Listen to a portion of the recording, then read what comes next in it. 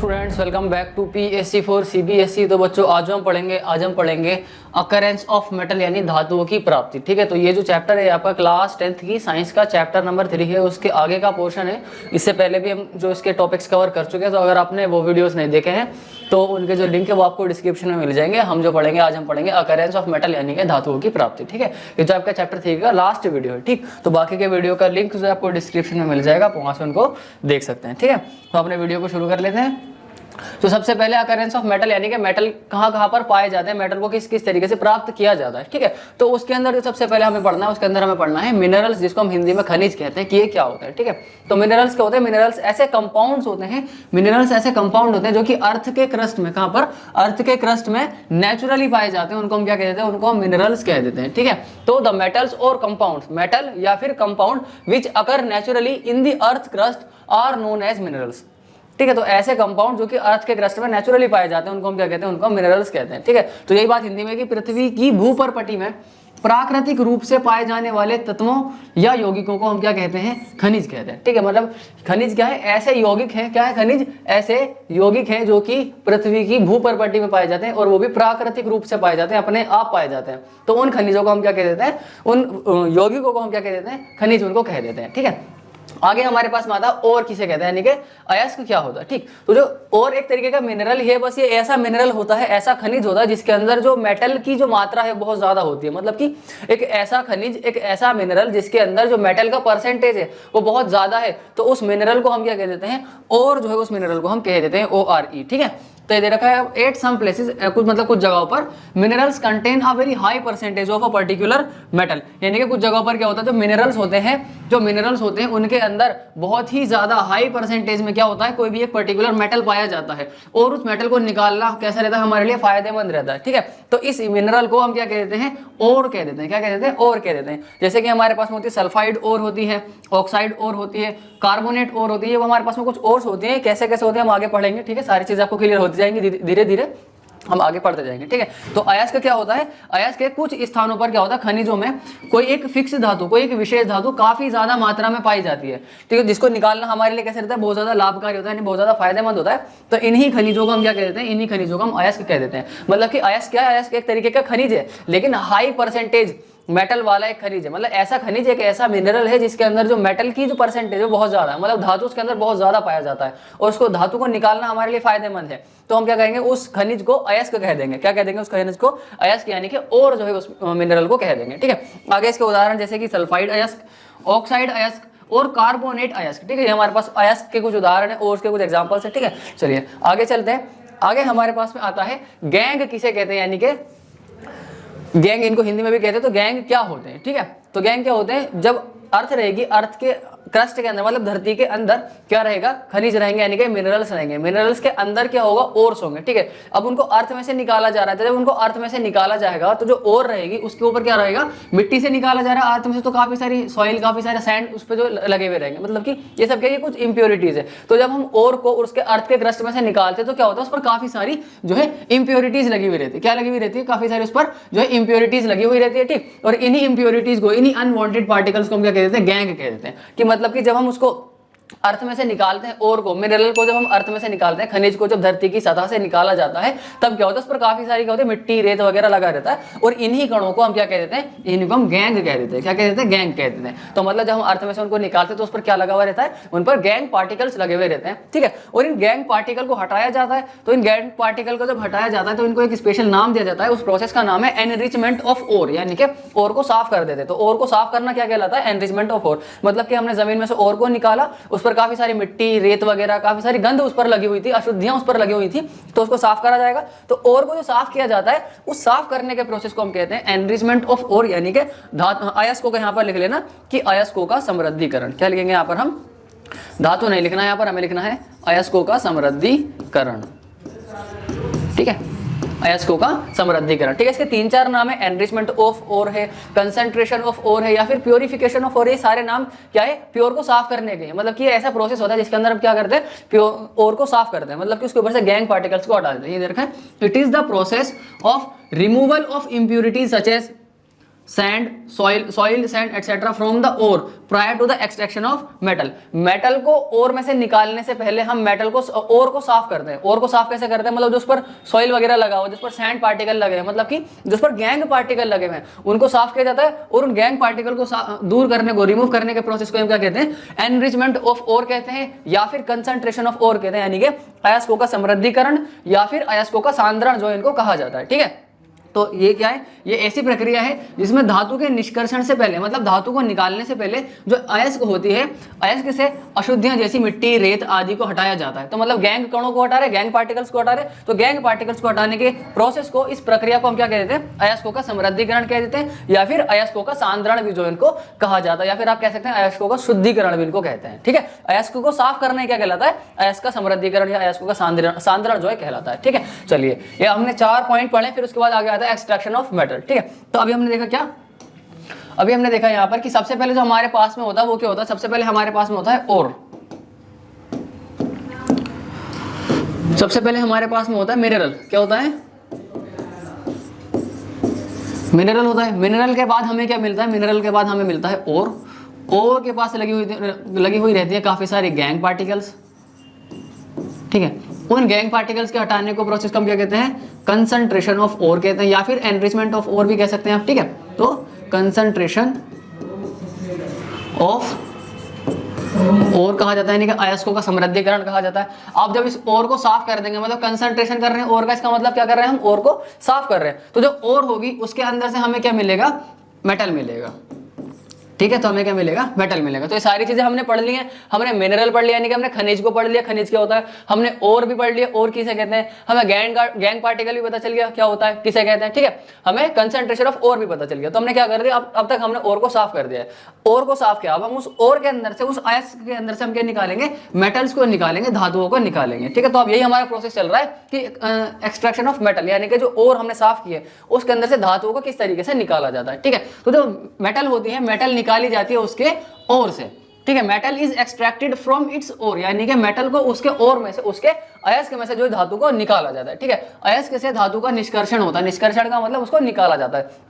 तो जब हम अयस्क में से धातु को निकालते हैं तो हमारे पास अलग अलग तरह के जो धातु मिलते हैं। ठीक है, कुछ धातु तो होते हैं जो कि फ्री स्टेट में पाए जाते हैं, मतलब कि वो किसी के साथ में रिएक्शन ही नहीं करते, बिल्कुल जैसे है वैसे ही पाए जाते हैं, जैसे कि सोना जैसा होता है वैसे ही पाया जाता है। ठीक है, और कुछ होते हैं जो फिर अपने कंपाउंड की फॉर्म में पाए जाते हैं। कंपाउंड की फॉर्म में मतलब या तो उन पर सल्फर लगा रहेगा, या तो उन पर ऑक्सीजन लगा रहेगा, या फिर उन पर कार्बोनेट लगा रहेगा, तो ये उनका कंपाउंड की फॉर्म में पाए जाते हैं। कुछ मेटल होते हैं जो कि हमारे फ्री स्टेट में, यानी कि स्वतंत्र अवस्था में पाए जाते हैं, और कुछ मेटल होते हैं जो अपने कंपाउंड की फॉर्म में पाए जाते हैं, यानी कि अपने यौगिक के रूप में पाए जाते हैं। कैसे कैसे पाए जाते हैं हम आगे समझ लेंगे। ठीक है, तो जब हम मेटल को उसके ओर में से निकालते हैं तो हमें 3 तरह का मेटल मिलता है। कितने तरह का मेटल मिलता है, हमें 3 तरह का मेटल मिलता है। या तो वो हो सकता है लो रिएक्टिविटी वाला मेटल, या हो सकता है वो मिडिल रिएक्टिविटी वाला मेटल, या फिर वो हो सकता है हाई रिएक्टिविटी वाला मेटल। तीनों में से कोई सा मेटल वो जो है हो सकता है। ठीक है, कौन सा है, लो रिएक्टिविटी, मिडिल रिएक्टिविटी और हाई रिएक्टिविटी।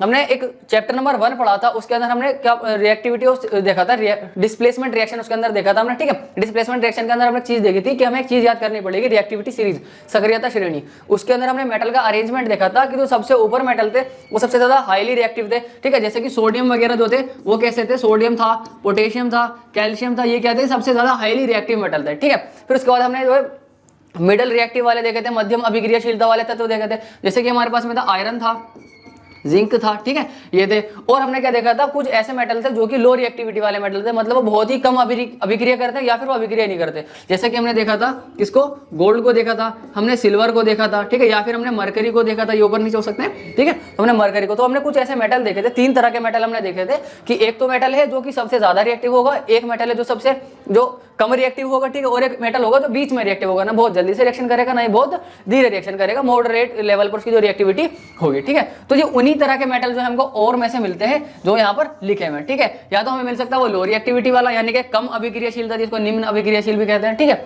या फिर वो हमें मिल सकता है मिडिल रिएक्टिविटी वाला, यानी कि मध्यम अभिक्रियाशील वाला। ठीक है, या फिर हमको मिल सकता है वो हाई रिएक्टिविटी वाला, यानी कि उच्च अभिक्रियाशील वाला तत्व जो है मिल सकता है। अभी कैसे कैसे मिलते हैं इनको, इनके ओर में से किस तरीके से निकाला जाता है वो अब हम देखेंगे आगे, ठीक है। तो हमें मेटल जो मिलता है ओर में से वो अलग अलग तरीके का मिल रहा है, लो रिएक्टिविटी वाला, हाई रिएक्टिविटी वाला, मीडियम रिएक्टिविटी वाला। तो इनको निकालने का जो प्रोसेस होता है ना वो भी अलग अलग होते हैं, मतलब कि लो रिएक्टिविटी वाले मेटल को भी अलग तरीके से निकाला जाएगा, जो मीडियम रिएक्टिविटी वाला मेटल होगा उसको अलग तरीके से निकाला जाएगा, और जो हाई रिएक्टिविटी वाला मेटल होगा उसको अलग तरीके से निकाला जाएगा। मतलब कि जो तत्व, जो धातु जिसकी अभिक्रियाशीलता कम है उसको अलग तरीके से निकाला जाएगा, जिसकी अभिक्रियाशीलता बहुत ही ज्यादा है, उच्च अभिक्रियाशील है, उसको अलग तरीके से निकाला जाएगा, और जिसकी अभिक्रियाशीलता मध्यम है, मतलब कि बीच में है, ना ज्यादा है ना कम है, उनको अलग तरीके से निकाला जाएगा। तो उनको हम किस किस तरीके से निकालते हैं वो हम देखते हैं, ठीक है। तो ये दे रखा है कि सबसे पहले हमारे हाथ में क्या लगता है, ओर लगता है। हम उस ओर का क्या कर देते हैं, कंसंट्रेशन कर देते हैं। हम ये हिंदी में भी पढ़ेंगे, अभी हम इंग्लिश में पढ़ रहे हैं, इसके बाद हम हिंदी में भी पढ़ेंगे, ठीक है। तो अभी हमने क्या कर, हमारे हाथ में क्या लगता है, सबसे पहले हमें क्या मिलता है, ओर मिलता है। ओर के बाद हम उस ओर का क्या कर देते हैं, कंसंट्रेशन कर देते हैं, मतलब उसकी सफाई कर देते हैं, जो उस पर जो गैंग पार्टिकल्स वगैरह लगे रहते हैं, जो गंदगी उस पर लगी रहती है उसको साफ कर देते हैं, मतलब कि उसका हम कंसंट्रेशन कर देते हैं। तब उसके अंदर जो ओर है उसके अंदर तीन तरीके का मेटल हो सकता है, या तो उसके अंदर मेटल हो सकता है हाई रिएक्टिविटी वाला, या हो सकता है मीडियम रिएक्टिविटी वाला, या फिर वो हो सकता है लो रिएक्टिविटी वाला। तो सबसे पहले हम देखते हैं हाई रिएक्टिविटी वाले मेटल को हम किस तरीके से निकाल सकते हैं। तो जो हमारे पास मेटल है हाई रिएक्टिविटी, मान लीजिए हमें कोई ऐसी ओर मिली है जिसके अंदर हमारे पास क्या है, हाई रिएक्टिविटी वाला मेटल है, तो हम क्या करेंगे, उसका इलेक्ट्रोलिसिस करा देंगे मोल्टन ओर का। इसका मतलब क्या है कि सबसे पहले हम क्या करेंगे, सबसे पहले हम मेल्ट कर देंगे ओर को। क्या करेंगे हम सबसे पहले ओर को क्या कर देंगे, मेल्ट कर देंगे, यानी ओर को पिघला देंगे, गला देंगे, ठीक है। फिर उसके बाद क्या करेंगे, उसके अंदर हम करंट पास कर देंगे। क्या कर देंगे, उसके अंदर हम करंट पास, पहले मेल्ट को, जो ओर है ओर को मेल्ट करेंगे, यानी इसको गलाएंगे, पिघलाएंगे। उसके बाद हम क्या करेंगे, उसके अंदर से करंट पास कर देंगे। करंट पास करने के बाद क्या होगा, हमें प्योर मेटल मिल जाएगा। इसके अंदर एक और प्रोसेस होता है प्योरिफिकेशन वाला, रिफाइनिंग वाला, वो भी हम देखेंगे, ठीक है। तो हमें क्या मिलता है, ये प्रोसेस है हाई रिएक्टिविटी वाले ओर में से मेटल को निकालना, ठीक है, हाई रिएक्टिविटी मेटल को निकालना, ठीक। आगे है मीडियम रिएक्टिविटी वाला। अगर हमारे पास एक ऐसा ओर है जिसके अंदर जो मेटल है वो मीडियम रिएक्टिव है, तो दो फॉर्म में मिल सकता है, या तो वो कार्बोनेट की फॉर्म में मिल सकता है, या फिर वो सल्फाइड ओर की फॉर्म में जो है मिल सकता है, ठीक है। मतलब कि या तो उस मेटल पर कार्बोनेट लगा रह सकता है, या फिर उस पर सल्फर लगा रह सकता है। जैसे कि हम बात करें जिंक, जिंक क्या है, एक जिंक क्या है, जिंक एक मीडियम रिएक्टिविटी वाला मेटल है, मतलब कि बीच में आता है रिएक्टिविटी सीरीज के अंदर। तो इस पर या तो कार्बोनेट लगा रह सकता है, या फिर इस पर सल्फर लगा रह सकता है। अगर इस पर कार्बोनेट लगा रहेगा तो ये कार्बोनेट और हो जाएगा, अगर इस पर सल्फर लगा रहेगा तो ये सल्फर और हो, सल्फाइड और जो है हो जाएगा, ठीक है। अब देखो हमें इसके अंदर से क्या निकालना है, मेटल को निकालना है। तो ये और है, इस और में से हमें ये मेटल निकालना है, जिंक निकालना है, ठीक है। तो क्या होता है कि जो कार्बोनेट और है और जो सल्फाइड और है, इसमें से मेटल को निकालना थोड़ा मुश्किल होता है। तो हम क्या करते हैं, इन मेटल्स को, मतलब इन ओर्स को किस में बदल देते हैं, ऑक्साइड में बदल देते हैं। किसमें बदल देते हैं, ऑक्साइड में बदल देते हैं। जैसे कि हमारे पास में अगर कार्बोनेट हो रहे तो हम उसको किसके अंदर बदल देंगे, ऑक्साइड के अंदर बदल देंगे। अगर हमारे पास में सल्फाइड है तो हम इसको किसके अंदर बदल देंगे, ऑक्साइड के अंदर। जैसे कि हमारे पास में क्या है, अगर मान लो हमारे पास में क्या है, जिंक कार्बोनेट है, तो हम क्या करेंगे, पहले इसको जिंक कार्बोनेट से किसके अंदर बदल देंगे, हम पहले इसको जो है ऑक्साइड के अंदर बदल देंगे। हम इसमें से डायरेक्ट जिंक को नहीं निकालेंगे, पहले हम क्या करेंगे, इस कार्बोनेट जिंक कार्बोनेट को कन्वर्ट कर देंगे, चेंज कर देंगे किसके अंदर, जिंक ऑक्साइड के अंदर। सेम हम इसके अंदर करेंगे, जो हमारे पास में जिंक सल्फाइड है इसमें से डायरेक्ट और को नहीं निकाला जाएगा, इसमें हम क्या करेंगे, सबसे पहले हम इसको जो इसके ऑक्साइड में कन्वर्ट करेंगे, फिर ऑक्साइड में से कन्वर्ट करने के बाद क्या करेंगे, हम इसका रिडक्शन करवा देंगे।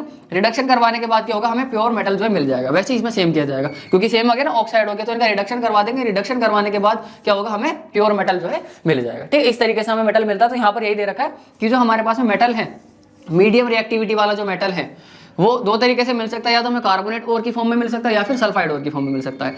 दोनों में से मेटल को निकालना मुश्किल है, तो हम क्या करेंगे, उनको ऑक्साइड में कन्वर्ट करेंगे। तो ऑक्साइड में कन्वर्ट करने के लिए कुछ प्रोसेस है, जैसे कि अगर कार्बोनेट ओर को हमें ऑक्साइड में बदलना है तो हमें उसको कैल्सिनेशन से अलग करेंगे। एक प्रोसेस का नाम है कैल्सिनेशन, जिसके अंदर क्या किया जाता है, कार्बोनेट ओर को ऑक्साइड में बदला जाता है। उस प्रोसेस को हम कैल्सिनेशन कह देते हैं। इसके अंदर हीट ही करते हैं बेसिकली, और कुछ नहीं करते। वैसे अगर सल्फाइड ओर है उसको भी ऑक्साइड में बदला जाएगा। तो सल्फाइड ओर को ऑक्साइड में बदला जाता है एक प्रोसेस है जिसका नाम है रोस्टिंग, ठीक है। मतलब कि कैल्सिनेशन एक ऐसा प्रोसेस है जिसके अंदर हम कार्बोनेट ओर को ऑक्साइड में बदलते हैं। वैसे ही रोस्टिंग एक ऐसा प्रोसेस है जिसके अंदर हम सल्फाइड ओर को ऑक्साइड के अंदर बदलते हैं, ठीक है। ये कुछ नहीं, बस प्रोसेस के नाम ही है। दोनों के अंदर क्या होता है, ऑक्साइड के अंदर बदला जाता है, और इन दोनों में हीट ही किया जाता है। ओर को क्या करते हैं, हम हीट करते हैं, बस एक में हमको ज्यादा ऑक्सीजन देनी पड़ती है, एक के अंदर हमें कम ऑक्सीजन देनी पड़ती है बस, लेकिन करते दोनों को हीट है। कार्बोनेट वाले को कैल्सिनेशन से अलग किया जाता है, सल्फाइड वाले को रोस्टिंग से अलग किया जाता है, ठीक है। दोनों को ऑक्साइड में बदल देते हैं। जब हमारे पास मेटल का ऑक्साइड मिल जाता है तब हम उसको किसमें बदल देते हैं, उसका रिडक्शन कर देते हैं। और जब रिडक्शन कर देते हैं तो हमें प्योरिफिकेशन मेटल करना पड़ता है, और फिर जो प्योर मेटल जो हमको मिल जाता है, ठीक है। ये तो हो गया मीडियम रिएक्टिविटी वाला, ठीक है। इतना क्लियर है? अगर ये समझ में नहीं आया तो मैं कमेंट कर दीजिएगा। समझ में आ गया है तब भी जो कमेंट कर दीजिएगा, ठीक है। चलिए आगे दे रखा है हमें लो रिएक्टिविटी वाला। अभी हमने हाई रिएक्टिविटी वाला देखा है, मीडियम रिएक्टिविटी वाला, अब हम देखेंगे लो रिएक्टिविटी वाला। तो मतलब कि हमारे पास में एक ऐसा और है जिसके अंदर जो मेटल है वो लो रिएक्टिविटी वाला मेटल है, तो हम क्या करेंगे, वो हमें किसकी फॉर्म में मिलेगा, वो हमें सल्फाइड की फॉर्म में मिलेगा। मतलब कि हम पर हमारे को उस पर क्या लगा हुआ मिलेगा, उस पर सल्फर लगा हुआ मिलेगा। जैसे कि हमारे पास में जो लो रिएक्टिविटी वाला मेटल है वो है Hg यानी कि मरकरी। इस पर जो लगा हुआ मिलेगा क्या मिलेगा, हमें सल्फर लगा हुआ मिलेगा। इसका एक नाम है सिनेबार, इसको कहा जाता है। क्या कहा जाता है, सिनेबार इसको कहा जाता है। ये कभी कभी एक नंबर में पूछा भी गया है। तो ये मरकरी का एक और है, मरकरी का क्या है, एक अयस्क है जिसको हम कहते हैं मर्क्यूरिक सल्फाइड, ठीक है, HgS, इसका एक नाम है सिनाबार, ठीक है। तो हम क्या करेंगे, इसको पहले क्या करेंगे, रोस्टिंग करेंगे। रोस्टिंग करने से क्या होगा, वो ऑक्साइड में बदल जाएगा। मैंने बताया था सल्फाइड से डायरेक्ट मेटल को निकालना मुश्किल है, तो हम क्या करेंगे, पहले इसको ऑक्साइड में बदल देंगे। ऑक्साइड में करने के लिए हमें क्या करना पड़ेगा, रोस्टिंग करनी पड़ेगी। रोस्टिंग करने के बाद क्या मिलेगा, हमें मेटल मिलेगा। उस मेटल की हम क्या कर देंगे, रिफाइनिंग कर देंगे और हमें प्योर मेटल मिल जाएगा। हम कैसे कैसे करते हैं ये हम आगे देखेंगे, ठीक है। अभी हम पहले एक बार हिंदी मीडियम के बच्चों के लिए भी पढ़ लेते हैं, ठीक है। चलिए आगे, तो सबसे पहले हमें मिलेगा अयस्क मिलेगा। अयस्क की परिभाषा हमें पता है, अयस्क की परिभाषा क्या होती है, जिसमें सबसे ज्यादा धातु होता है उस खनिज को क्या कहते हैं, हम अयस्क कह देते हैं, ठीक है। तो सबसे पहले हमें अयस्क मिलता है, उस पर मिट्टी वगैरह लगी रहती है तो उसको साफ किया जाता है, तो उस प्रोसेस को हम क्या कहते हैं, अयस्क का सांद्रण कहते हैं। मतलब कि हमने क्या कर दिया, अयस्क को सांद्रण कर दिया, अयस्क को साफ कर दिया एकदम, ठीक है। अब उस अयस्क के अंदर हमें तीन तरह का धातु मिल सकता है, या तो मिलेगा हमें उच्च अभिक्रियाशील वाला, या हमें मिलेगा मध्यम अभिक्रियाशीलता वाला। ये माध्यम लिखा हुआ है यहाँ पर, आप मध्यम कर लेना, मध्यम अभिक्रियाशील वाला धातु मिलेगा, या फिर हमें निम्न अभिक्रियाशील वाला धातु मिलेगा। अगर हमें उच्च अभिक्रियाशील वाला मिलता तो हम क्या करेंगे, हम गलित धातु का विद्युत अपघटन करा देंगे। गलित धातु का नहीं, गलित अयस्क का कर लेना। यहाँ पर गलित अयस्क का हम क्या करेंगे, पहले जो अयस्क होगी उसको गलाएंगे। क्या कर देंगे, उसको गलित अवस्था में लेकर के आएंगे, यानी उसको क्या कर देंगे, गला देंगे। तो हमें धातु को जो अयस्क है उसको हम किसमें करेंगे, गलित अवस्था में करेंगे। फिर उसके बाद हम क्या करेंगे, उसमें उसके अंदर से करंट पास कर देंगे, यानी कि विद्युत धारा उसमें प्रवाहित जो है करवाई जाएगी।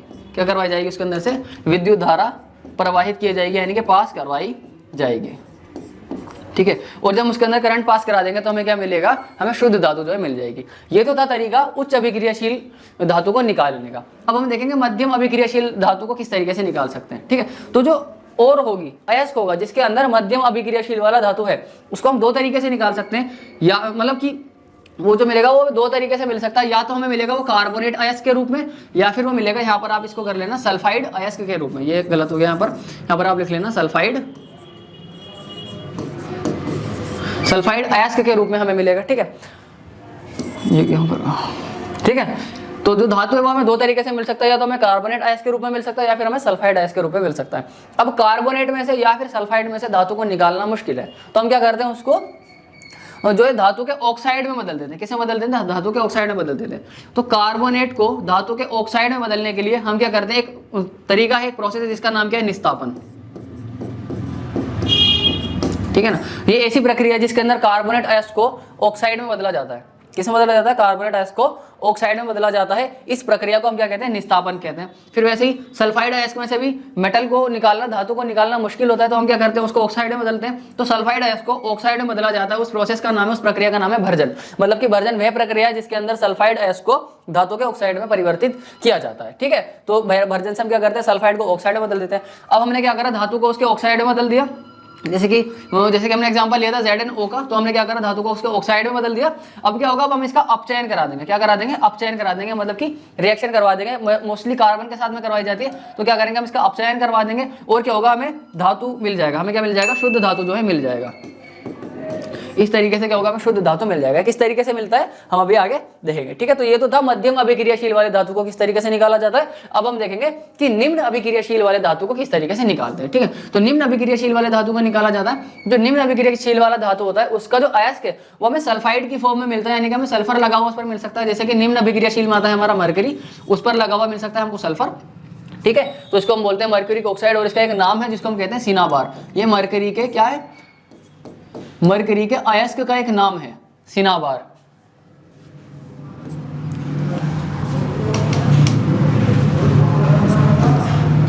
सिनाबार, ठीक है। ये मरकरी के एक अयस्क का नाम है सिनाबार। इसमें से क्या होगा, हमें मरकरी को निकालना है, तो हम क्या करेंगे, सल्फाइड अयस्क है।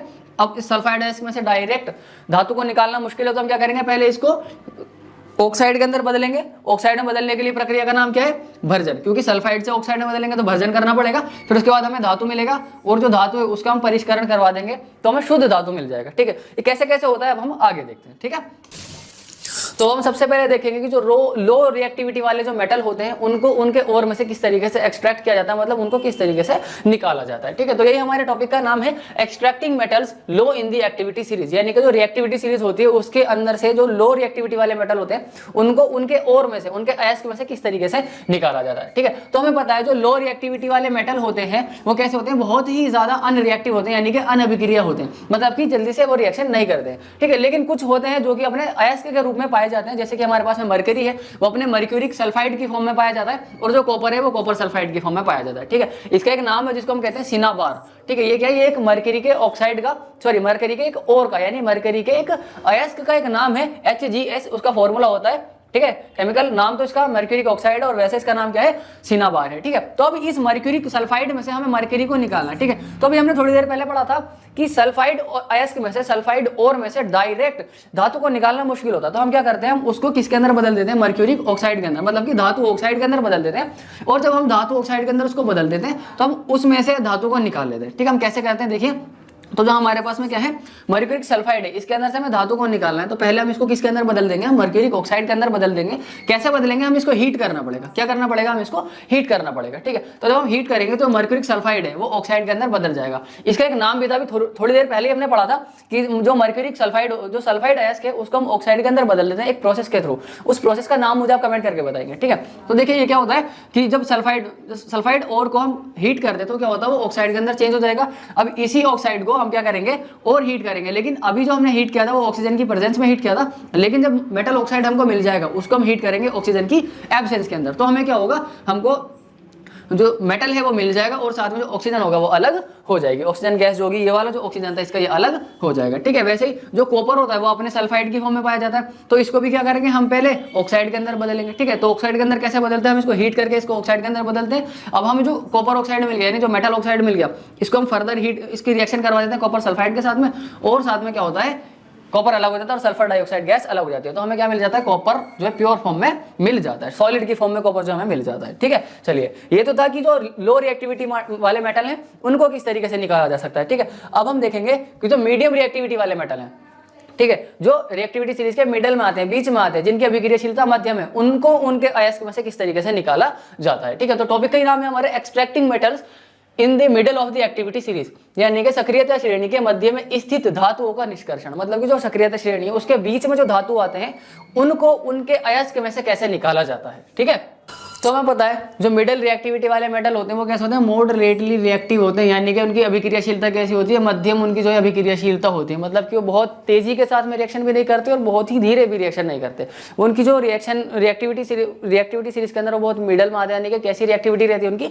मीडियम जो उनकी रिएक्टिविटी रहती है। ठीक है, और जो मीडियम रिएक्टिविटी वाले मेटल है इनका जो ओर होता है वो दो ओर की फॉर्म में पाया जाता है, या तो सल्फाइड की फॉर्म में पाए जाते हैं या फिर वो कार्बोनेट्स की फॉर्म में जो है पाए जाते हैं। ठीक है, या तो सल्फाइड की फॉर्म में या फिर वो कार्बोनेट की फॉर्म में पाए जाते हैं। यहाँ पर दे रखा है कि these are usually present as sulfide और carbonates in nature, यानी कि जो मीडियम रिएक्टिविटी वाले मेटल हैं, जो मध्यम अभिक्रियाशीलता वाले धातु हैं, उनके अयस्क या तो सल्फाइड के रूप में पाए जाते हैं, सल्फाइड की फॉर्म में पाए जाएंगे, या फिर कार्बोनेट के रूप में, यानी कार्बोनेट के फॉर्म में जो है पाए जाते हैं। ठीक, अभी हमने पढ़ा था कि जो कार्बोनेट है और जो सल्फाइड है इनमें से मेटल को निकालना मुश्किल होता है, तो हम क्या करते हैं? इनको ऑक्साइड के अंदर बदल देते हैं। ठीक है, वही अगली लाइन यहाँ पर लिखी है कि it is easier to obtain a metal from its oxide, मतलब कि मेटल को उसके ऑक्साइड में से निकालना आसान है as compare to its sulphides और कार्बोनेट्स, मतलब कि मेटल को उसके सल्फाइड और कार्बोनेट और में से, सल्फाइड और कार्बोनेट अयस्क में से निकालना मुश्किल है, और जो ऑक्साइड और होती है, ऑक्साइड जो उसके ऑक्साइड में से निकालना उसको आसान होता है। तो हम क्या करते हैं? जो सल्फाइड और ऑक्साइड, जो सल्फाइड और कार्बोनेट अयस्क होती है, हम उसको किसके अंदर बदल देते हैं? हम उसको ऑक्साइड के अंदर जो है परिवर्तित कर देते हैं, बदल देते हैं। यहाँ पर दे रखा है सल्फाइड या कार्बोनेट की तुलना में धातु को उसके ऑक्साइड से प्राप्त करना अधिक आसान है। तो हम क्या करते हैं? अगर धातु हमारे पास में किसमें है? सल्फाइड अयस्क के या फिर कार्बोनेट अयस्क के, तो हम उसको किसके अंदर बदल देते हैं? ऑक्साइड में बदल देते हैं, और फिर उससे क्या होता है? धातु को निकाल लिया जाता है। कैसे करते हैं कि देखिए कि हमारे पास एक प्रोसेस है रोस्टिंग, यानी कि भर्जन। अगर हमारे पास में धातु है कैसी? सल्फाइड अयस्क की, तो हम क्या करते हैं? उसको हीट करके ऑक्साइड में बदल देते हैं, और जब हीट करके ऑक्साइड में बदला जाता है इस प्रोसेस को हम कहते हैं रोस्टिंग। ठीक है, sulphide ores are converted into oxide by heating strongly in the presence of excess air यानी कि excess oxygen. This process is known as roasting. क्या होता है, जो सल्फाइड अयस्क है उसको ज्यादा गर्म करके क्या करते हैं, हम उसको ऑक्साइड के अंदर बदल देते हैं और इसी प्रोसेस को हम क्या कहते हैं, रोस्टिंग कहते हैं। ठीक है, ये हिंदी में दे रखा है। वर्जन क्या है, सल्फाइड अयस्क को वायु की उपस्थिति में अधिक ताप पर, वायु की उपस्थिति में अधिक ताप पर गर्म करने पर यह ऑक्साइड में परिवर्तित हो जाता है। इस प्रक्रिया को हम क्या कहते हैं, भर्जन कहते हैं। ठीक है, जैसे कि हमारे पास में जिंक है, जिंक अपने सल्फाइड की फॉर्म में भी पाया जाता है और कार्बोनेट की फॉर्म में भी पाया जाता है। तो पहले तो हम देखेंगे सल्फाइड की फॉर्म में कैसे होता है। तो अगर जिंक अपने सल्फाइड की फॉर्म में है तो हम उसको क्या करेंगे, हीट करेंगे और उसको किसके अंदर बदल देंगे, ऑक्सीजन के अंदर बदल देंगे, यानी ऑक्साइड के अंदर बदल देंगे। अब इस ऑक्साइड में से हम मेटल को निकाल लेते हैं। कैसे निकाल लेते हैं वो बाद में देखेंगे, लेकिन अभी हमने समझा है कि अगर सल्फाइड की फॉर्म में होगा तो उसको हम किस में बदल देंगे, ऑक्साइड में बदल देंगे, प्रोसेस के थ्रू, जिसका नाम है रोस्टिंग, यानी कि हिंदी में जिसको हम कहते हैं भर्जन। लेकिन अगर वही मेटल कार्बोनेट की फॉर्म में हो तो हम क्या करेंगे, उसके लिए एक अलग प्रोसेस है जिसको हम कहते हैं कैल्सिनेशन। ठीक है, तो ये दे रखा है यहाँ पर, carbonated ores are changed into oxide by heating strongly in limited air. मतलब कि लिमिटेड ऑक्सीजन की प्रेजेंस में हम क्या करते हैं, कार्बोनेट ओर को हीट करते हैं और उसको किसके अंदर बदल देते हैं, ऑक्साइड के अंदर बदल देते हैं। इसी प्रोसेस को हम क्या कहते हैं, कैल्सिनेशन कहते हैं। ध्यान रखना है कि रोस्टिंग के अंदर हमें एक्सेस ऑक्सीजन चाहिए होता है, लेकिन कैल्सिनेशन के अंदर हमें ज्यादा ऑक्सीजन नहीं चाहिए होता है, कम ऑक्सीजन चाहिए होता है। ठीक है, तो यहाँ पर दे रखा है लिमिटेड एयर। लिमिटेड एयर मतलब कि लिमिटेड ऑक्सीजन है। ठीक है, तो ये होता है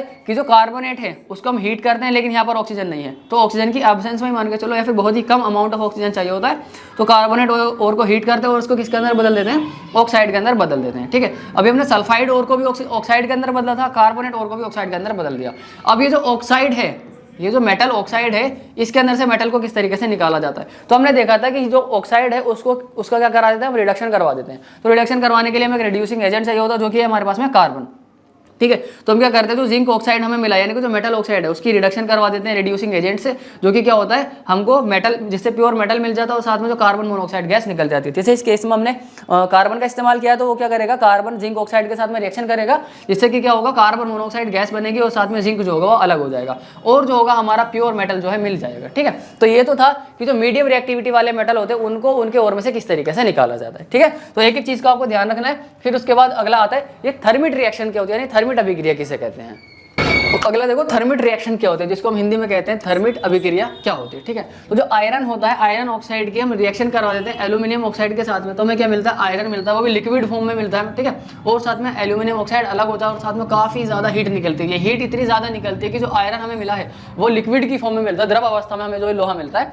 ठीक है, तो इसी रिएक्शन को हम क्या कहते हैं, इसी रिएक्शन को हम थर्मिट रिएक्शन कहते हैं, यानी कि थर्मिट अभिक्रिया जो इसको कहते हैं। ठीक है, ये रिएक्शन इस्तेमाल कहाँ पर की जाती है, जो रेलवे ट्रैक्स होते हैं वहां पर इनको जॉइंट को जोड़ने के लिए इनका जो इस्तेमाल किया जाता है। यानी कि अगर कोई जो मशीन के पार्ट्स हैं, मशीन के जो पुर्जे हैं, उनमें अगर दरार वगैरह आ जाती है तो उनको जोड़ने के लिए इनका इस्तेमाल किया जाता है। बेसिकली वेल्डिंग के तौर पर जो इस रिएक्शन का इस्तेमाल जो है किया जाता है। ठीक है, तो यहाँ पर दे रखा है the reaction of iron oxide, यानी कि ये रहा Fe2O3 iron oxide with aluminium, यानी कि एल्यूमिनियम के साथ में आयरन ऑक्साइड की reaction is used to join railway tracks and or cracked machine parts. This reaction is called thermit reaction। यानी कि आयरन ऑक्साइड की अभिक्रिया करवाई जाती है, रिएक्शन करवाई जाती है किसके साथ में, एल्यूमिनियम के साथ में रिएक्शन करवाई जाती है। क्यों, रेलवे ट्रैक्स को जोड़ने के लिए, या फिर जो मशीन के कुछ ऐसे पार्ट्स जिनमें क्रैक आ चुका है, जिनमें दरार आ चुकी है, उनको जोड़ने के लिए इस अभिक्रिया का इस्तेमाल किया जाता है। इसी अभिक्रिया को, इसी रिएक्शन को हम क्या कह देते हैं, थर्मिट रिएक्शन, यानी कि इसको हम थर्मिट अभिक्रिया जो है कह देते हैं। ठीक है, यहाँ पर दे रखा है कि आयरन ऑक्साइड यानी कि Fe2O3 आयरन ऑक्साइड के साथ एल्यूमिनियम की अभिक्रिया का उपयोग रेल की पटरी एवं मशीनी पुर्जों की दरारों को जोड़ने के लिए किया जाता है। इस अभिक्रिया को हम क्या कहते हैं, थर्मिट अभिक्रिया कहते हैं। ठीक है, ये इंपॉर्टेंट रिएक्शन है क्योंकि काफी बार पेपर में पूछी गई है। ठीक है, तो इस बार भी हो सकता है पूछी जाए, तो आपको याद जो है होनी चाहिए। ठीक है, चलिए आगे चलते हैं। आगे है extracting metals towards the top of the activity series. तो अब हम देखेंगे कि जो रिएक्टिविटी सीरीज में सबसे टॉप पर जो मेटल्स आते हैं उनको उनके ओर में से किस तरीके से निकाला जा सकता है, यानी कि जो सक्रियता श्रेणी में सबसे ऊपर की तरफ जो धातु आते हैं उन धातुओं को उनके अयस्क में से किस तरीके से निकाला जाता है। ठीक है, यही टॉपिक का नाम है extracting metals towards the top of the activity series. यानी कि जो एक्टिविटी सीरीज में या फिर रिएक्टिविटी सीरीज कुछ भी कह लो, उसके अंदर जो सबसे टॉप पर जो मेटल्स आते हैं, जो सबसे ऊपर की तरफ जो धातु आते हैं, उनको किस तरीके से एक्सट्रैक्ट किया जाएगा, उनको किस तरीके से जो है निकाला जाएगा। ठीक है, तो कौन कौन से धातु है जो सबसे ऊपर की तरफ आते हैं, जैसे कि हमारे पास में पोटेशियम, सोडियम, कैल्शियम। ठीक है, ये ऐसे धातु हैं जो कि सबसे ऊपर की तरफ आते हैं। ठीक है, और हमें पता है कि जो सबसे ऊपर में जो धातु आते हैं, यानी कि जो हाई रिएक्टिविटी वाले मेटल होते हैं, वो कैसे होते हैं, काफी ज्यादा रिएक्टिव होते हैं, क्योंकि उनका नाम ही हाई रिएक्टिविटी वाले मेटल है। तो क्या है, वो काफी ज्यादा रिएक्टिव होते हैं, यानी कि वो रिएक्शन बहुत तेजी के साथ में करते हैं। तो उनके ओर में से, यानी कि उनके अयस्क में से किस तरीके से निकाला जाता है वो हम देखते हैं। ठीक है, तो मान लीजिए कि जैसे कि सोडियम है, क्या है, सोडियम है, सोडियम में क्या है, सोडियम एक हाई रिएक्टिविटी मेटल है, ठीक है। तो सोडियम को उसके ओर में से निकालना है, तो सोडियम का ओर होता है, यानी कि सोडियम का एस क्या होता है, NaCl। सोडियम क्लोराइड क्या है, उसका एक ओर है। अब इस ओर में से हमें क्या निकालना, सोडियम को अलग करना है। तो हम क्या करते हैं, हमने सबसे शुरू के अंदर देखा था कि जो सबसे हाई रिएक्टिविटी वाले मेटल होते हैं उनको हम क्या करते हैं, उनको इलेक्ट्रोलिसिस करा देते हैं मोल्टन ओर का, यानी कि सबसे पहले हम क्या करते हैं, ओर को मेल्ट करते हैं और उसके अंदर करंट पास करवा देते हैं। मतलब कि पहले सबसे जो अयस्क होगा उसको हम गलाएंगे, गलाने के बाद क्या होगा, उसके अंदर जो करंट है वो पास करा देंगे, विद्युत धारा को जो है पास करवा देंगे, ठीक है। तो सबसे पहले क्या किया जाएगा, मेल्ट किया जाएगा ओर को। तो ठीक है, मान लीजिए एक बीकर लिया हमने, उसके अंदर क्या कर दिया हमने, यहाँ पर जो NaCl को भर दिया, लेकिन यहाँ पर जो NaCl को भरा गया वो कैसा था, वो मोल्टन NaCl था। क्या था वो एक मोल्टन NaCl था, यानी कि कैसा था, वो गलित NaCl था। अब इस NaCl में से हमें सिर्फ Na को निकाला, सोडियम को निकालना, क्योंकि हमें तो मेटल से काम है, तो सिर्फ मेटल को निकालना। तो क्या करेंगे, अब हमने इसको गला दिया, अब उसके बाद क्या करेंगे, हम इसका इलेक्ट्रोलिसिस करेंगे। इलेक्ट्रोलिसिस का मतलब क्या है कि करंट देकर तोड़ देंगे। हम इसमें से Na को अलग कर देंगे और Cl को अलग कर देंगे। तो करंट किस तरीके से दिया जाएगा, हम क्या करेंगे, इसके अंदर 2 रॉड लगाएंगे, इस तरीके से क्या करेंगे, इस तरीके से 2 रॉड लगाएंगे और उन दोनों रॉड को हम क्या कर देंगे, बैटरी से कनेक्ट कर देंगे। उन दोनों को क्या करेंगे, बैटरी से, ठीक इस तरीके से क्या कर दिया जाएगा, उनको कनेक्ट कर दिया जाएगा। जो ये एक पॉजिटिव रहेगा और एक नेगेटिव रहेगा। अभी जो नेगेटिव टर्मिनल है, ठीक है, इस वाली रोड को हम कह देंगे कैथोड, इस वाली रोड को हम क्या कह देंगे, इसको हम कह देंगे कैथोड। और जो पॉजिटिव टर्मिनल वाली रोड है इसको हम कह देंगे एनोड। क्या कह देंगे इसको, एनोड जो है हम इसको कह देंगे, ठीक है। तो ठीक है, अब इस पर कौन सा चार्ज होगा, इस पर minus minus minus minus minus, क्योंकि बैटरी के नेगेटिव से कनेक्ट है तो इस पर कौन सा चार्ज होगा, नेगेटिव चार्ज होगा। अभी बैटरी के पॉजिटिव से कनेक्ट है तो इस पर कौन सा चार्ज होगा, पॉजिटिव का चार्ज इसके अंदर होगा। तो जब हम इसको बैटरी से कनेक्ट कर देंगे तो इसके अंदर क्या होगा, करंट जाने लग जाएगा। जब करंट जाने लग जाएगा तो जो हमारे पास में ये NaCl था ये टूट जाएगा। ये किसके अंदर टूट जाएगा, ये Na+ के अंदर टूट जाएगा और Cl- के अंदर टूट जाएगा। अब इसके अंदर कोई एक NaCl तो होगा नहीं, काफी सारे NaCl होंगे, ठीक है। तो क्या होगा, वो सारे NaCl क्या हो जाएंगे, टूट जाएंगे Na+ और Cl- के अंदर। क्या होगा, वो सारे NaCl क्या हो जाएंगे, वो टूट जाएंगे Na+ Cl-,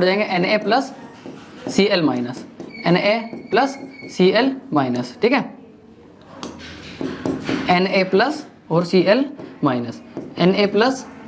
Na+ और Cl- इस तरीके से टूट जाएंगे। तो जो Na पर प्लस का चार्ज है तो ये किधर चला जाएगा, नेगेटिव वाली रोड पर जो है चला जाएगा, और जो Cl होगा वो पॉजिटिव वाली रोड पर चला जाएगा। तो जितने भी Na होंगे वो किधर चले जाएंगे, वो कैथोड वाली रोड पर जो है चले जाएंगे, और जितने भी Cl होंगे ये किधर चले जाएंगे, नेगेटिव वाली पॉजिटिव वाली रोड पर चले जाएंगे। तो जो हम देख रहे हैं यहाँ पर जो Na जा रहा है वो किधर जा रहा है, Na जा रहा है हमारा, Na जा रहा है, यानी कि सोडियम जा रहा है, किसके पास जा रहा है, सोडियम जा रहा है कैथोड के पास। किसके पास जा रहा है, सोडियम जा रहा है कैथोड के पास। और जो क्लोरीन है वो किधर जा रहा है, वो जा रहा है एनोड के पास। तो यही होता है इसके अंदर, जब हम इसका इलेक्ट्रोलिसिस करा देते हैं तो जब मेटल होता है वो मेटल चला जाता है कैथोड पर जाकर डिपोजिट हो जाता है, और जो नॉन मेटल होता है वो किधर चला जाता है, वो एनोड पर जो है चला जाता है, ठीक है। तो इस तरीके से क्या होता है, हमको जो प्योर मेटल जो है मिल जाता है, ठीक है। यहाँ पर दे रखा है कि जो मेटल होते हैं रिएक्टिविटी सीरीज में काफी हाई रिएक्टिविटी वाले मेटल जो होते हैं काफी ज्यादा हाई रिएक्टिव होते हैं, वेरी रिएक्टिव होते हैं, ठीक है, बहुत ही ज्यादा अत्यंत अभिक्रियाशील होते हैं, ठीक है, वो बहुत तेजी के साथ में रिएक्शन करते हैं, ठीक। तो इन मेटल को जो है कार्बन के साथ में रिएक्ट करके नहीं निकाल सकते हैं,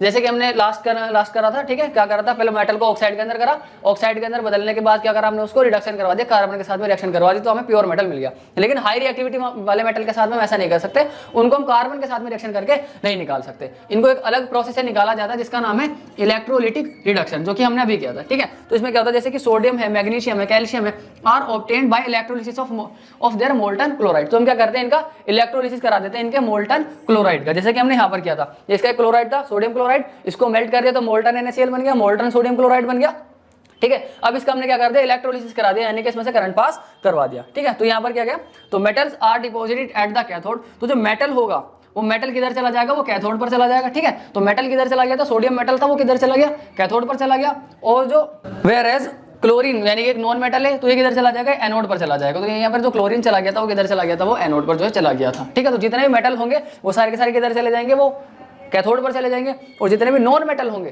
क्लोरीन वो किधर चले जाएंगे, वो एनोड पर जो है चले जाएंगे, यहाँ पर दे रखा है, ठीक है। चलिए बस आगे दिया हुआ इसके अंदर ये यहाँ पर कि कैथोड पर क्या जाएगा, कैथोड पर हमारा सोडियम आ जाएगा यानी मेटल आ जाएगा, और एनोड पर क्या चला जाएगा, क्लोरीन चला जाएगा। ठीक है, तो इसमें से एक नंबर का क्वेश्चन हो सकता है कि जो इलेक्ट्रोलाइटिक रिडक्शन होता है उसके अंदर मेटल, जो एनोड है, एनोड पर क्या जाता है, मेटल या फिर नॉन मेटल, और जो कैथोड है उस पर क्या जाता है, मेटल या फिर नॉन मेटल। तो इसको ध्यान रखना है आपको। ठीक है, आगे आता है रिफाइनिंग ऑफ मेटल्स यानी कि धातुओं का परिष्करण।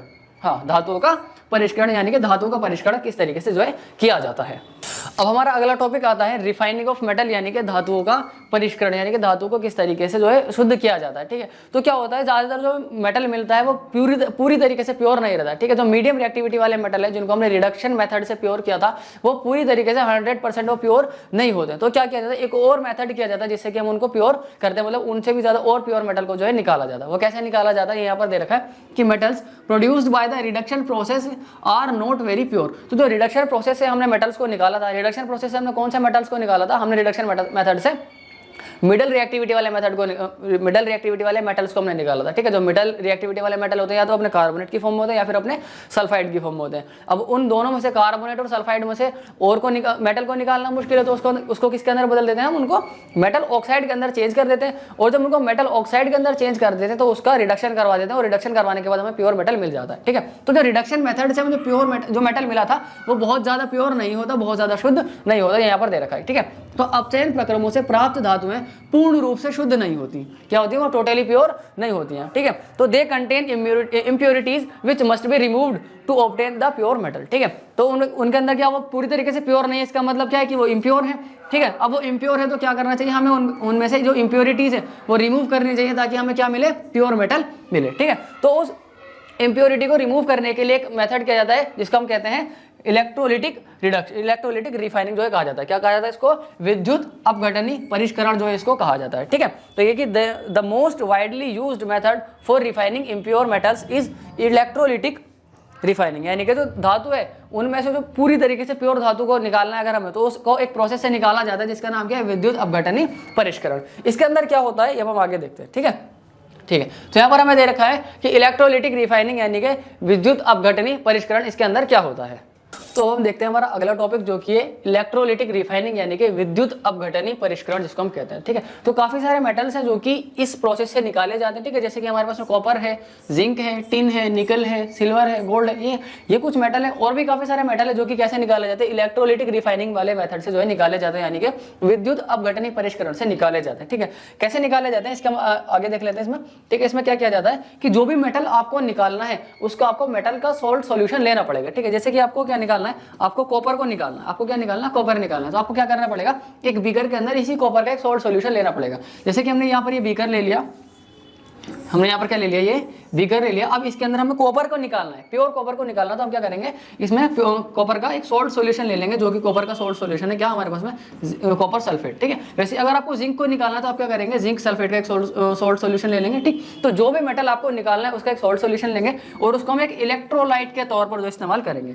ठीक है, तो हमने एक मेटल जो बीकर ले लिया और उसके अंदर हमने क्या भर दिया, कॉपर सल्फेट का सॉल्यूशन जो इसके अंदर हमने भर दिया। ठीक है, हम क्या करेंगे, हमें जो मेटल चाहिए वो एक प्योर कॉपर निकालना, तो हम क्या करेंगे, एक प्योर रॉड लेके आएंगे कॉपर की। ठीक है, तो क्या होगा, इसके पास सिर्फ कॉपर प्योर मेटल होगा। ठीक है, तो हम क्या करेंगे, मार्केट से खरीद कर लाएंगे प्योर मेटल की रॉड, जो कि हमें किसकी निकालनी है, कॉपर की निकालनी है। तो हम क्या करेंगे, इसकी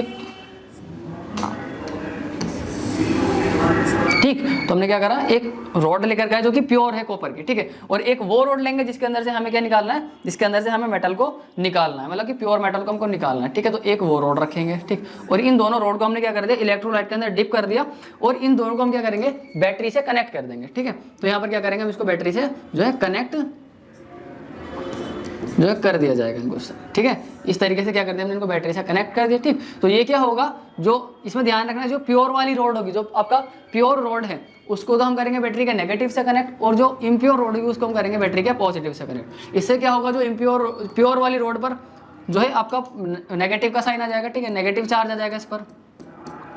ठीक, और इस पर क्या आ जाएगा, पॉजिटिव का चार्ज जो है इस पर आ जाएगा। ठीक है, तो इससे ये क्या बन जाएगी, जो प्योर वाली रोड होगी ये बन जाएगी हमारी क्या, कैथोड। ठीक है, और जो इम्प्योर वाली रोड होगी ये बन जाएगी हमारी एनोड। ये क्या बन जाएगी, ये एनोड बन जाएगी। तो जब इसके अंदर से करंट पास करवाया जाएगा तो क्या होगा, यहाँ से क्या होगा, कॉपर के एटम्स टूटेंगे और यहाँ से निकलेंगे। ठीक है, यहाँ से क्या निकलेंगे, Cu+ निकलेंगे, यहाँ से क्या निकलेंगे, Cu+ इस तरीके से निकलेंगे।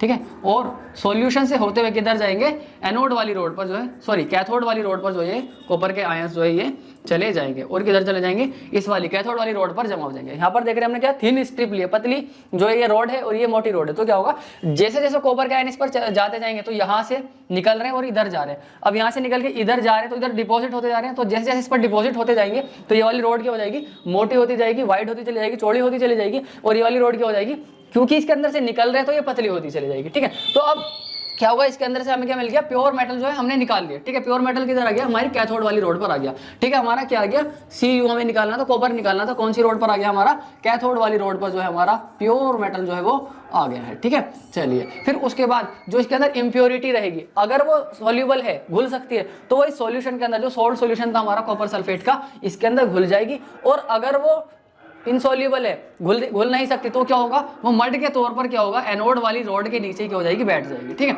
जैसे कि यहाँ पर दिया हुआ है। ठीक, तो क्या करेंगे, यहाँ पर दे रखा है, इस प्रोसेस के अंदर हम क्या करते हैं कि एक तो हमें सॉल्ट सॉल्यूशन चाहिए होता है, जो भी मेटल हमको निकालना है उसी मेटल का हम एक सॉल्ट सॉल्यूशन लेंगे। ठीक है, और उस सॉल्ट सॉल्यूशन को हम एक इलेक्ट्रोलाइट के तौर पर इस्तेमाल करेंगे। ठीक है, फिर हमें क्या करना है, एक जो मेटल हमें निकालना है उसी की एक प्योर रोड लेकर आनी है, जो कि क्या होगी, पतली होगी। ठीक है, यहाँ पर देगा, in this process the impure metal is made the anode and a thin strip of pure metal is made the cathode. यानी कि हम क्या करेंगे, इसके अंदर क्या करेंगे, एक तो हम इम्प्योर मेटल की रोड लेंगे जिसके अंदर से हमें प्योर मेटल को निकालना है, उसको हम क्या किधर कनेक्ट करेंगे, बैटरी के नेगेटिव से यानी पॉजिटिव से, जो कि क्या बन जाएगी, एनोड बन जाएगी। ठीक है, और वैसे एक हम थिन स्ट्रिप लेकर आएंगे प्योर मेटल की, उसी मेटल की एक प्योर रोड लेकर आएंगे, उसको हम किससे कर देंगे कनेक्ट, बैटरी के नेगेटिव से, तो उसको हम कनेक्ट कर देंगे और वो कैसे बन जाएगी, वो कैथोड जो है बन जाएगी। ठीक है, फिर उसके बाद क्या होगा, हम उसके अंदर से करंट पास करेंगे, जब बैटरी से कनेक्ट कर देंगे तो करंट पास होने लग जाएगा। तो ये यहाँ पर है कि a solution of metal salt is used as an electrolyte. तो क्या करेंगे, जो भी मेटल हमको निकालना है उसी का हम क्या करेंगे, सॉल्ट सॉल्यूशन को एक इलेक्ट्रोलाइट के तौर पर जो हम इस्तेमाल करेंगे। ठीक है,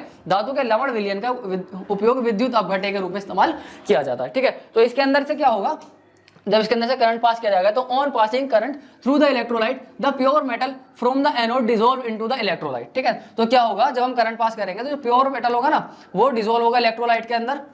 ये दे रखा है पर on passing the current pass करने पर थ्रू द इलेक्ट्रोलाइट, जो इलेक्ट्रोलाइट है उसमें से the pure metal from the anode, जो प्योर मेटल होगा वो कहां से निकलेगा, वो एनोड से निकलेगा। Pure metal from the anode dissolve into the electrolyte, और वो किसके अंदर डिसॉल्व हो जाएगा, इसी इलेक्ट्रोलाइट के अंदर जो डिसॉल्व हो जाएगा। ठीक है, फिर उसके बाद आगे यहाँ पर कि विद्युत अपघट्य से जब धारा प्रवाहित की जाएगी, मतलब जब हम इसके अंदर से करंट पास करेंगे तब एनोड पर स्थित अशुद्ध धातु विद्युत अपघट्य में घुल जाती है। कहाँ घुल जाती है, जो विद्युत अपघट्य होता है ना, जो हमारा इलेक्ट्रोलाइट था, ये जो पूरा सॉल्यूशन था इसके अंदर जो है वो घुल जाती है। ठीक है, N equivalent amount of pure metal from the electrolyte is deposited on the cathode, और उतनी ही मात्रा में क्या होता है, जो हमारे पास प्योर मेटल था वो कैथोड पर आकर के क्या हो जाता है, जमा हो जाता है या फिर डिपॉजिट जो है वो हो जाता है। यहाँ पर दे रखा है। ठीक है, तो N equivalent amount of pure metal from the electrolyte is deposited on the cathode, इतनी ही मात्रा में शुद्ध धातु विद्युत अपघट्य से कैथोड पर निक्षेपित हो जाता है, यानी कि कैथोड पर जाकर के वो चिपक जाता है। ठीक है, the solution impurities go into the solution whereas, यानी कि जो सोल्यूबल इंप्योरिटी थी वो किधर चली जाएगी, वो सॉल्यूशन के अंदर चली जाएगी, वेयर एज, जबकि जो इनसोल्यूबल इंप्योरिटी रहेगी वो किधर चली जाएगी, settle down at the bottom of the anode, यानी कि जो इंप्योरिटी इनसोल्यूबल जो इंप्योरिटी रहेगी वो किधर चली जाएगी, जो एनोड वाली रोड थी, जो एनोड वाली रोड थी इसके नीचे बैठ जाएगी। ठीक है, तो इसी को हम क्या कहेंगे, इसको हम एनोड मड कह देंगे। क्या कह देंगे हम इसको एनोड मड कह देंगे। क्यों कह देंगे, क्योंकि ये एनोड से निकल रही है और एनोड के नीचे ही बन रही है, ये एनोड के नीचे ही इकट्ठी होती जा रही है, तो इसको हम क्या कह देंगे, इसको हम जो है एनोड मड कह देंगे। ठीक है, तो ये था तरीका इलेक्ट्रोलिटिक रिफाइनिंग से कि हम मेटल को, प्योर मेटल को किस तरीके से जो है निकाल सकते हैं। फिर उसके बाद हमारा अगला टॉपिक आता है कोरोजन, जिसको हम हिंदी में कहते हैं संक्षारण। क्या कहते हैं हम इसको, हिंदी में कहते हैं इसको संक्षारण। ठीक है, तो हमारा अगला टॉपिक आता है कोरोजन, जिसको हम हिंदी में कहते हैं संक्षारण। ये क्या होता है, ठीक है, तो ये क्या होता है, मेटल की चीजों का खराब होना क्या कहलाता है, संक्षारण कहलाता है। जैसे कि लोहे पर जंग लग जाना, ये चांदी का काला पड़ जाना, हरा पड़ जाना, ठीक है, तांबे का काला पड़ जाना, ये सब क्या है, ये सब कोरोजन का एग्जाम्पल है। ठीक, तो इसकी डेफिनेशन दे रखी है, जब एक मेटल है वो अटैक होता है किसी सब्सटेंस के थ्रू, मतलब कि कोई मेटल है, ठीक है, जब उसके पास कोई मॉइस्चर, नमी वगैरह आ जाए या फिर कोई एसिड वगैरह उस पर डाल दिया जाए तो वो कैसा होने लग जाता है, वो गल जाएगा या फिर वो खराब होने लग जाएगा। ठीक है, तो इसी को क्या कहते हैं हम, वो कोरोड हो गया, यानी कि मेटल खराब हो रहा है, मतलब मेटल कैसा हो रहा है, कोरोड हो रहा है। ठीक ठीक है। और इसी कोरोड होने के प्रोसेस को हम क्या कह देते हैं, वो कोरोजन कह देते हैं, ठीक है। मेटल का खराब होना क्या कहलाता है, कोरोजन कहलाता है। प्रोसेस क्या कहलाता है, कोरोजन यानी कि संक्षारण कहला देता है, ठीक है। तो जब कोई धातु अपने आसपास अम्ल, आर्द्र आदि के संपर्क में आती है तब ये संक्षारित होती है। संक्षारित का मतलब ये खराब होने लग जाती है, और इसी प्रक्रिया को हम क्या कह देते हैं, संक्षारण जो है कह देते हैं, ठीक है। जैसे कि black coating on silver, silver का काला पड़ने लगना, ठीक है। चांदी के ऊपर काली परत चढ़ना, ठीक। Green coating on copper, copper के ऊपर हरी परत चढ़ जाना, तांबे के ऊपर हरी परत चढ़ना, ठीक है। रस्टिंग ऑन आयरन यानी कि लोहे पर जंग लगना, ये तो सबसे ज्यादा फेमस एग्जांपल है। तो ये सब किसके एग्जांपल है, ये कोरोजन के एग्जांपल्स जो है, ठीक है। अब इनको रोका कैसे जा सकता है, तो हमारे पास कुछ तरीके हैं जिनसे हम जो है कोरोजन को रोक सकते हैं, ठीक। जैसे कि सबसे पहला आता है प्रिवेंशन ऑफ कोरोजन है, तो कोरोजन को हम रोक सकते हैं कैसे, कैसे हम पेंट करके रोक सकते हैं, ठीक है। हम टाइम टू टाइम अपने गेट पर जो गाटर वगैरह होते हैं छतों के ऊपर, उनको टाइम टाइम पेंट करते रहेंगे तो वो जल्दी से खराब नहीं होंगे, वो गलेंगे नहीं, ठीक है। या फिर गैल्वेनाइजिंग के प्रोसेस होता है, उससे हम कर सकते हैं। क्रोम प्लेटिंग होता है, ठीक है। एनोडाइजिंग और मेकिंग एलॉयज, कुछ तरीके हैं जिनसे हम क्या कर सकते हैं, कोरोजन को रोक सकते हैं, यानी मेटल को खराब होने से हम जो है रोक सकते हैं, ठीक है। तो ये उसकी डेफिनेशन दे रखी है, गैल्वेनाइजिंग यानी कि यश दलेपन इसको हिंदी में कहा जाता है। ये कैसे कहा जाता है, ठीक। तो डायरेक्ट इसकी डेफिनेशन पूछ ली जाती है। एक चीज बचती है एलॉय, जिसको हम कहते हैं मिश्र धातु या फिर मिश्र धातु इसको कहते हैं। ये क्या होता है, ठीक है। तो जब मेटल और मेटल को आपस में मिलाया जाता है, ठीक है, जब दो मेटल्स को आपस में मिलाया जाता है तो उनसे जो मिलकर के बनता है उसको हम कहते हैं अलॉय। तो अलॉय क्या, अलॉय एक होमोजीनियस मिक्सचर है मेटल्स और मेटल्स का, ठीक है। यहाँ पर दे रखा है होमोजीनियस मिक्सचर ऑफ टू और मोर मेटल्स, दो या दो से ज्यादा मेटल का होमोजीनियस मिक्सचर क्या कहलाता है, अलॉय कहलाता है, ठीक है। या फिर मेटल और नॉन मेटल का होमोजीनियस मिक्सचर क्या कहलाएगा, आपका जो है अलॉय जो है कहलाएगा। यानी कि दो या दो से अधिक धातुओं के समांगी मिश्रण को हम क्या कहते हैं, मिश्र धातु या फिर मिश्र धातु जो है इनको कहा जाता है, ठीक है।